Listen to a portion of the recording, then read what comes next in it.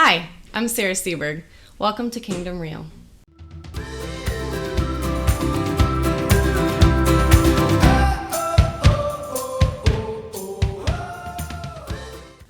Today, we have a very special guest. I'm so excited. I'm getting to know her. I'm going to get to know her even better. Orsika Fejer. Did I say that correctly? You did. Excellent. Thank you. Love it. Me too. So thank you so much for joining us today. Thank you for inviting me. I look forward to hearing your story. It's an honor to be here. I'm just absolutely thrilled. So thank you. Wonderful. So we're just going to go ahead and get started. I just want to talk a little bit about, tell us something about your family of origin. Okay, so you did get my name right. Thank you. My parents are Hungarian, and my brother and sister and mom and dad jumped the boat or the plane, and they are Hungarian refugees. And I was born here in the Chicago area. Okay. And that's the background, the immediate background. Yeah. So did you speak any English when you got here? Well, I was born in Chicago. Okay, so, that's right. They right, came. right. You got yes. me. Yep. So my family did not speak any English. My dad was a pediatrician in Hungary, and my brother was an interesting story, but my mom was about 8 months pregnant with my brother when they walked across the border. My sister was about 18 months old-ish, something in there. And they walked across the border overnight from Hungary to, I want to say Yugoslavia. Could be wrong. Okay. Anyway, and then they made it to Italy, and my brother was born in Italy. Oh, wow. And so then they continued their journey to the U.S. So October, interestingly enough, July 4th was the day that they walked across the border. Really? And October 12th, Columbus Day, is the day that they came to the U.S. Oh, those are cool dates. Yeah, they really are. Yeah. Yeah, my brother was born in August, and it's just kind of a miracle how they made it here. And then I was born in the Chicago area. Awesome. Yeah. I love it. Yeah. So tell us one of your favorite memories from growing up. Oh, there's so many. I had such a really great, blessed childhood. I would say, so because Uppa was a pediatrician, we used to go to medical conventions, and those would be our vacations. So honestly, those medical conventions, Maine is one of my favorite memories because I remember I was probably 8 at the time, and the lobster, I can still taste the lobster. It was so good. I love it. And we watched them catch the lobster, and it was just a really great experience. And so I would have to say that that's one of my favorite memories, just because we went as a family and it was just good. That's so nice that you got to go with, Yes. on all of those trips. It was wonderful. Yeah. Yes, Yeah. absolutely. Yes. That's fantastic. So how far apart are you from your siblings then? You said that they were, 18 months, and then he was born, and then Right. how far apart? So my sister was born in 68. I'm aging my family here. My sister was born in 68. My brother was born in 69, and I was born in 73. Okay. So Yep. now just a everybody couple knows years. that I'm 48. I love it. Yeah, I'm 43, so I totally get it. Excellent. I decided that after you turn 40, age doesn't matter anymore. It really doesn't. Not a lot of things matter No. after you turn 40. So, yep. So it sounds like you had a good childhood. It was a great childhood. That's fantastic. It was really good. So let's transition a little bit and talk about, kind of the opposite of things. Tell us about your darkest, most difficult, painful experience that you had in your life. Just one. Any that you want to share. Just one? Interesting, because I did have an amazing childhood, and then my senior year of high school started really, really just the hard stuff. So my mom ended up in the hospital with thrombosis. Let me back up. I ended up in the hospital with a cyst on my ovaries that exploded. That's how I started my senior year, and then mom was in the hospital for 12 days with thrombosis in her leg, and then my parents declared bankruptcy, and it was really a hellacious senior year. Like, usually people look forward to senior year, and I just wanted it to end. Wow. So that was definitely a tough year, and honestly, my adulthood until about 11 years ago has been rough. I've been married twice, and the first marriage was just emotionally void. Interestingly, my sister, when we were in the midst of divorce, my super wise sister, who's very black and white and logical thinking, and I love this about her, she says, well, you two are going to have to figure out how to communicate. And I said back to her, if we knew how to do that, we wouldn't be getting a divorce. Right. She was like, oh, yeah, that. Yeah. Okay. Yeah. So then the next marriage was to the abuser, and those were some dark 4.5 years. Yeah, those were rough. Tell me more about that if you don't mind. Oh, I don't mind at all. Okay. It started out, so it started out with my self-esteem being super low. I take full ownership and responsibility for being in that relationship, for allowing myself to get to such a low point. I was a single mom with 2 young kids. Who's going to love me? Who's going to think I'm worthy of a good life? I sure didn't think so. You know, like my daughters were young, and I just didn't think that I was worthy of anything, really and truly. I felt very broken. And a mutual friend introduced us, and he was charming and okay on the eyes, and did little things like brought flowers and brought me jeans and jewelry, and so I was like, this must be it, you know, like this is my knight in shining armor. Yeah. And he served in the military, and not at the time when we got together, but like that was kind of a charming thing for me as well. Yeah. And then I bore him a son, and it just kind of went downhill from there. That was kind of the light switch. Yeah, my mom warned me. She could see it. She could see it. Yep, she sure could.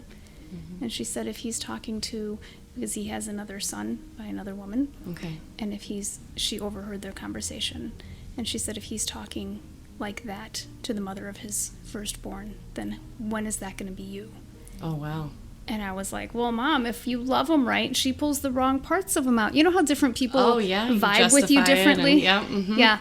And I was like, well, she's just crazy. And, you know, if I just love him well enough, then that won't happen to you. That won't happen to me. I was wrong. She was right. So we spent about 4 years together. I bore him my son. And the switch was flipped. Yeah. And he... gaslighting, is that the term it is? There was some gaslighting involved. There was demeaning, you know, those typical narcissistic traits. I wasn't good enough, you know, and then that fed into my I'm not good enough, I'm not worthy, you know, that I was already struggling with. Right. So he lifted me up only to break me back down. And so verbal abuse, emotional abuse, financial abuse. And then the physical started, and I said, I'm out. So I was able to handle, we use that, those who have survived abuse use that term loosely. Like, I was able to handle it, you know, as long as we're keeping a family together. But the truth of the matter is, nothing is worth the safety of yourself and your children. Right. Like, it's not worth it. We have this idealistic look or view of what a family should be. You know, biblically, there's a husband and a wife, but biblically, there's also the husband loves and respects and treats the wife at a certain level. Absolutely. And when that doesn't happen, you know, it so frustrates me when I hear, well, divorce is against the Bible. Okay, but what about the behaviors? Like, if you're not behaving the way the Bible calls you to, then we need to reevaluate. Right? And so... yeah, it was just it was a rough time, honestly, because the demeaning little comments, you know, and the hurtful ways, and I saw how he was towards my oldest, because she's a very strong-willed, beautiful human being. We talked about that before we started recording, and he just picked at her and picked at her and picked at her. And one day we came home, so we were living in Oklahoma, and we were visiting in Michigan, and we came home, and my oldest snapped back. He said, go down and clean my shop. And she said something like, go clean your own shop. We hadn't been home in 3 weeks, right? Wow. Go clean your own shop. And he looks at me and he's like, you need to take care of her, or I will. And I looked at him and I said, if you lay a hand on her. And there were some colorful adjectives in here, which, you know, we'll avoid. I basically looked at him and I said, if you lay a hand on her, I will take the gun that's in the safe and I will shoot you between the eyeballs. Don't you dare touch my child. So, and he looked at me and laughed. And I was like, I'm not kidding. I will go to jail and you will be dead. So he didn't believe you? Oh, no. I wouldn't dare. But he didn't dare touch my child. Yeah. So that was just where the relationship was at that point. And how far into the relationship was this? About 4 years. Okay. Yeah, and that was the first time he threatened one of my children to me directly. And by that point, we had been away for 3 weeks. I had spoken with my brother about, like, listen, I'm going to give this marriage one more try. I'm going to give it a valiant, valiant effort. Yeah. And my brother, being wise as he is, my siblings got the wisdom. Maybe I should hang out with my siblings more. But my brother looked at me and he says, we'll see you in 3 months. He knew that it was done. And it was 2 weeks. It was 2 weeks and we were done. I called him one morning and I was like, I need help. We need to get out now. So, yeah. And there was just so many little things like that, we came back from Michigan and there were, I don't know how much detail you want, but there were share whatever you want. Situations where he asked for favors. And I said, well, we need to work on our marriage before any favors will happen. He's like, well, I'm not willing to work on our marriage until the favors happen. I'm like, well, I guess we're at a standstill. So then we went and had a long talk at a cemetery, and he has his concealed carry, and I've never been so scared in my life. This is rural Oklahoma. Nobody would have ever found me. Nobody would have ever found my body. Cemetery. And I looked at him and I was like, I'm not comfortable here. And he's like, you're not going to do any favors? And I'm like, no, I need you to take me home to my babies. And it was just, I've never been so scared. It was just a really scary time in life. And yeah, it was just hard. It was really, really hard. And I called my brother. So, as women, there are certain bodily functions we can't control. Absolutely. Right. And the week we got home, one of these bodily functions happened, right? And he was wanting favors. And I was like, can't do that because I'm kind of preoccupied. And he's like, well, isn't that convenient? You happen to be preoccupied right when you get home and when I want something. And I'm like, I can control this. Okay, sure. Yeah, absolutely. And he ended up, that week was done. And at some point in a conversation, again, back to the, I'm not willing to perform unless we communicate and talk things out. He said, I'm just going to take what I want to take then. And he announced it. And 7 to 10 days later, he did. I was a victim to his rape, and there was nothing I could do. And I remember it like it was yesterday. I remember if I cry, it's going to wake the kids up. So I can't cry. I remember I can get up and take that same gun, as mentioned before, and shoot them. And then I was like, great. Then what do we do with the 4 kids? Because it was my 3 and my stepson. Then there's going to be police lights, and then they're going to be put in the system until I'm proven innocent, and it was self-defense, and it's going to be this whole 2-year-long process. Like, these were the ways I was escaping the rape, was thinking logically through what's my next step. Yeah. And I would have never thought from an upper middle class pediatrician's daughter upbringing. I figure skated, I horseback rode in Kentucky. We traveled competitive skating. I mean, it was like all the, on paper it was like, dang, this girl's got it together. Right.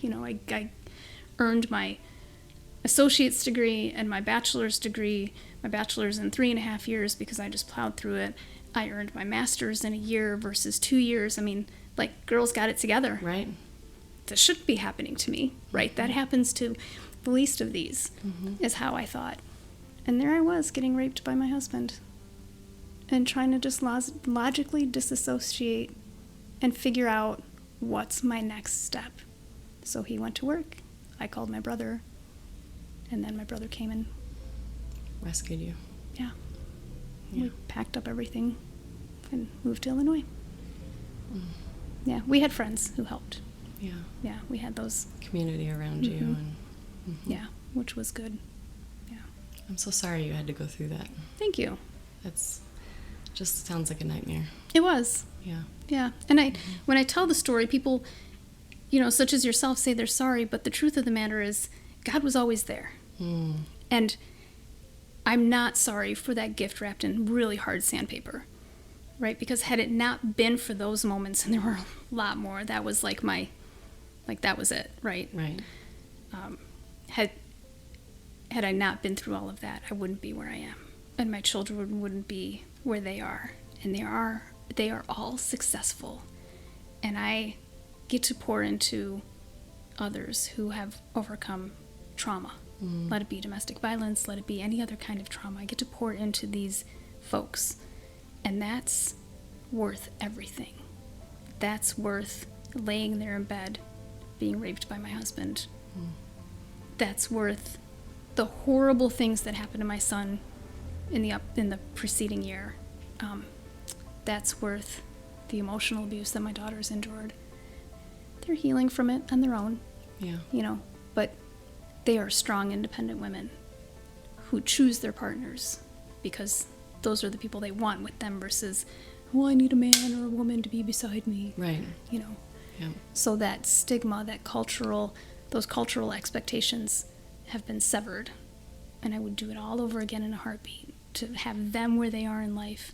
My son and I have forgiven the abuser. I don't know if my daughters have. Again, that's their journey, but my son and I talk about this.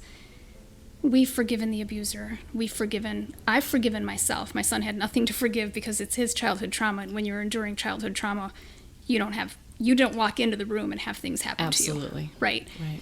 So it was truly by the grace of God and by his redeeming love that we could truly move forward and not wish ill on those who have harmed us. It's an incredible place to be. It is. It's not an easy road to get there. No. No. And it's not a one and done. No. No. No. Because there's different aspects that come up at different times. And, there's layers to forgiveness and layers to unfolding things, and just figuring all of that out. Yeah. And honestly, the hardest part of forgiving was forgiving myself. It often is, isn't it? Because I put my children in that situation. I made the choice to be with this man. I made the choice to marry this man. I brought my children into harm's way. And when I see my daughters hurt every once in a while, it comes through, that just gets me. And I have to go home and just forgive myself and ask the Lord for his guidance and the peace in my heart to know that I've gotten them out of that. We didn't stay. Right. Because it would have been easy to stay. It would have been easy for the money situation, for stability, so that I'm not looked at as like, oh my goodness, she's divorced again, to just not care about other people's opinions about me and my kids. Like, it's freeing. And there are triggers. And there probably will be for the rest of my life. I'm sure. Yeah. Like, I'll see a license plate from Oklahoma or Texas, and I'm like, okay, it's okay. It's okay. I'm safe and God's got me. Yeah. Yeah. And if something should happen and I end up, no longer on this earth, then I get to be with Jesus. Amen. So yeah, I don't want to go anywhere. I hear you. I understand. I don't want to go anywhere. Yeah. I, would like to see my 103rd birthday at least. But if something should happen, then I get to be with Jesus. Yeah. Yeah. That's a beautiful testimony to, just allowing him to work in your life, and just kind of intermingled through everything that you went through. Yeah. Yeah. Thank you for sharing that. Yeah. So we touched on this just slightly, but what ongoing influence has this whole situation had on your life moving forward from that point? Oh, that God is always there. Like, absolutely always there. And he will always get us out of the quicksand. And he just never eludes us. So even in the hardest of times and the darkest moments and the tears and the kitchen floor and the tears in the shower and I'm the worst human ever, he is that one set of footprints in the sand. Yeah. Right? And I have to keep remembering that when I'm struggling financially or when that's really my biggest struggle. Like, he's always provided. He's always been there. And the miracles are there daily. It's just whether or not we choose to see them and then to choose to accept them. Absolutely. Because we don't think we're worthy. At least I don't think I'm worthy. I see a miracle and I'm like, yeah, that's nice. That's a cute little miracle. Thanks. Oh, that was for me. Again. Because you love us that much. That much. That much. Yeah. Yeah. Yeah, it was interesting to hear you share how you went from, the childhood, and that you kind of made those decisions to go a different direction, and I have a very similar journey, so I understand that.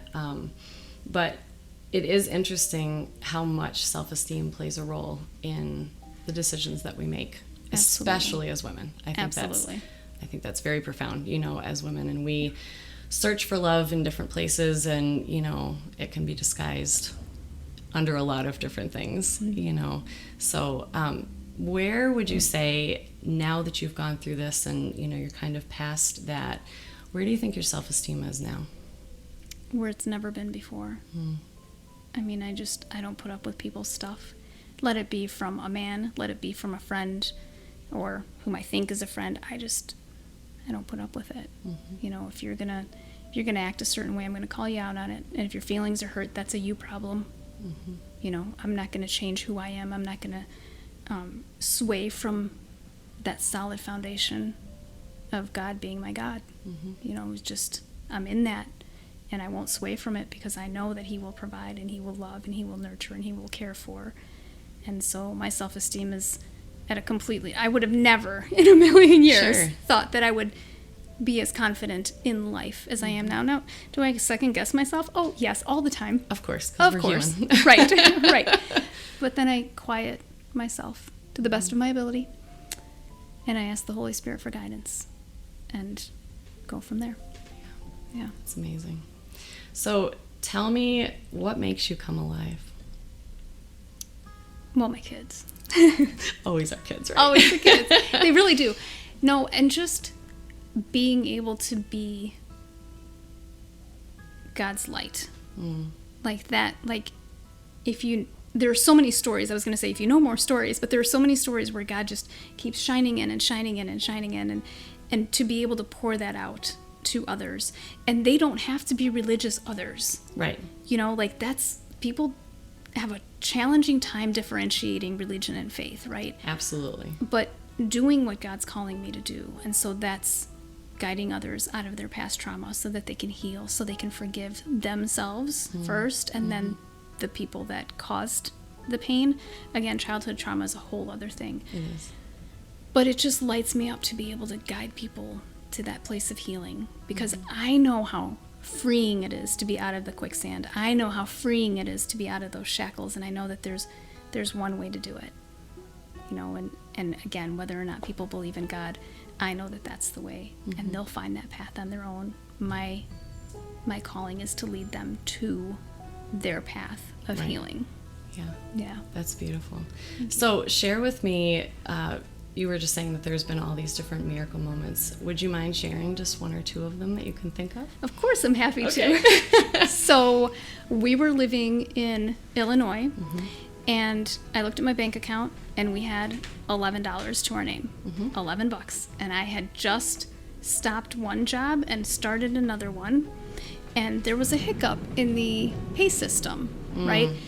And so the hiccup caused like a 3-week delay in the paycheck, and then the other new job was a 3-week delay in the paycheck. So I had $11 to feed 4 mouths in 3 weeks. And I was like, how? Yeah, right.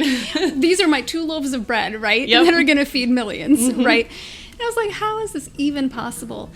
And so one phone call, one interview, all of a sudden St. Vincent de Paul came through, and I will be forever grateful. And they came through and they said, here's a $350 Walmart card so you can feed your family, and here's $362 to pay for your insurance. Incredible. So, all of a sudden, there I was with food for 3 weeks for my kids and insurance, because I was just going to drive uninsured. Sure. I'm scrounging for pennies to get some gas money. Yeah. I guess I'm calling my brother and asking him for a 20, because you could buy 2 tanks of gas. You could at that point. Not just 1 gallon. Yeah. Right. But I was like, all right. It just happened. Literally $11. And we went to the Walgreens. We lived across the street from Walgreens. And we went to the Walgreens. And my kids said, could we get a pack of gum? And I looked at them and I said, we can't afford it. So what's the first thing I bought at Walmart? Pack of gum. For each one of them, they each had their own pack of gum. And I was like, I can buy my kids gum. What's up, people? Because we had been living off the food pantry. Yeah. And pride needs to go out the door when you're at that point in life. Our freedom, our safety was vastly more important than my pride. And that's why we have food pantries. That's why we have, food stamps, is to get us out of those situations, not to live off of it, but to get us out of those situations. Yeah. And we were food pantry people for a solid year. I think that is so beautiful that you just shared that, because I think a lot of women stay in situations that they shouldn't be staying in out of that fear of, where am I going to get the money? Where am I going to get the provision? I'll just stay. It's better. We've got a roof over our head. We have, the income coming in. So thank you for sharing that, because I feel like that, just gives hope to other women that they can do what you did. Yeah. And, miracles aren't just for you, No, they're for everybody. They're for everybody. They really are. So, yeah, no, that was a beautiful story. Thank you so much for sharing that. So we have just a couple minutes left. What would be a message of hope that you have that you want to share with the world? Yeah, just to not give up hope, and to understand that your freedom is just much more important than anything else. Because to live as a caged bird, to live in those shackles, to live in that quicksand, it's awful. I've been there, and it's okay to ask for help. It's very difficult. It's very humbling to ask for help. But the message of hope is that you can do it. You can get out of all the crud. It's not going to be an easy journey. Find somebody to mentor you. Find somebody that you can lean on. Find somebody that you might have an inkling that you might be able to think about trusting. Because trust is really, really, really difficult. I'm sure. Yeah. Even to this day, we've been living years free, and I'm like, oh, you want me to trust that person? Okay. I'm sure that would be a very difficult area. Because you trusted somebody. You married them, and then they, did some unthinkable things. So that there is hope, that there is freedom, but you have to work for it. Like, God's giving you that door, but you have to walk through it. You have to actually put your hand on the handle, and turn the knob. I really loved how you shared that you had forgiven, because forgiveness is not a gift for the other person.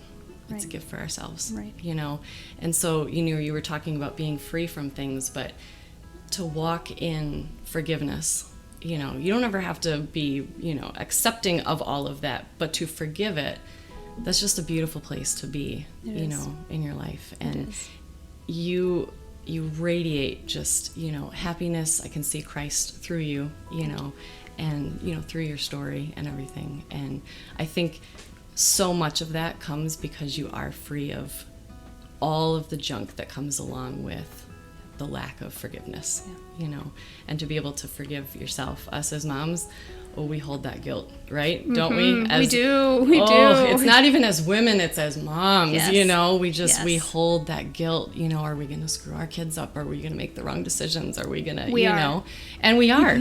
We're flawed, that's just, we're going to get it wrong sometimes, and that's okay. As long as our kids know that we love them and that we've done everything that we can, out of love for them. So, yeah, I'm so glad to hear that your kids are in good places and doing well, and that's a huge testimony to you. It's a huge testimony for the grace of God in my life, really, because without it, I don't know, my kids would be pretty messed up. But even think about where they would be if you just held on to all the anger and the, you know what I mean? Like it's just so dark. It would just continue on. Yeah. So thank you for sharing. You're welcome. Appreciate it. Anytime. Yeah. Well, I'm Sarah Seberg. Thank you so much for joining us for this episode of Kingdom Real. Have a very blessed week.